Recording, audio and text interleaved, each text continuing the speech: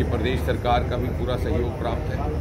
और गोवा में इसका आयोजन करने का एक ये भी महत्व रहेगा, एक सांकेतिक महत्व, कि समुद्र के तट पर खड़े होकर के हम ये संदेश दे रहे हैं कि अपार संपत्ति जो समुद्र के तह के अंदर छिपी हुई है, जिसे आज तक शायद खोजा नहीं गया, तराशा नहीं गया, एक्सप्लोर नहीं किया गया, दी ट्रेजर ऑफ मैरीन मिनरल्स। और यही कारण था कि भारत ही एक ऐसा देश है जिसके नाम पर एक समुद्र का नाम रखा गया, इंडियन ओशन। आने वाले वर्षों में हमने बहुत सारे ऐसे योजनाएं भी बनाई हैं। समुद्रयान हमारा उतर गया है, कुछ ही 1-2 वर्षों में हमारा एक मानव समुद्र के भीतर तय तक जाएगा। जिस समय गगनयान अंतरिक्ष में जाएगा, ठीक उसी समय लगभग एक मानव हमारा समुद्र के अंदर जाएगा।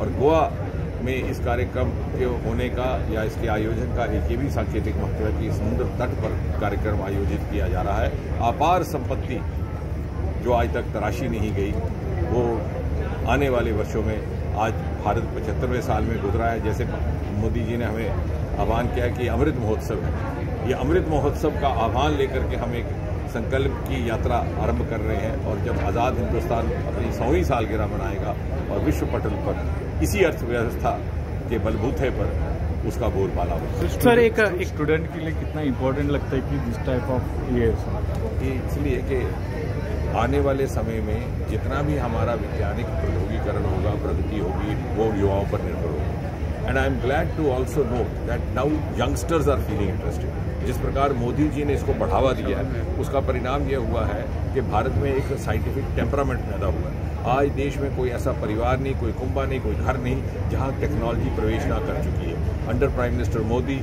Science and technology has entered every Indian house hold. और इतना ही नहीं, ऐसे कुछ बंधु जो विज्ञान की परिभाषा नहीं जानते, विज्ञान का अध्ययन नहीं किया हुआ, जानते नहीं विज्ञान क्या है, लेकिन जाने अनजाने में किसी न किसी वैज्ञानिक टेक्नोलॉजी का उपयोग वो अपने जीवन को सरल बनाने के लिए कर रहे हैं। सर, आपने साइंस को, टेक्नोलॉजी को बिजनेस से जोड़ा है, इसका क्या प्रारूप है और कितना बड़ा इसका लिंकेजेस? निश्चय ही जब तक उसको रोजगार के साथ नहीं जोड़ा जाएगा तो सस्टेनेबल स्टार्टअप नहीं होगा।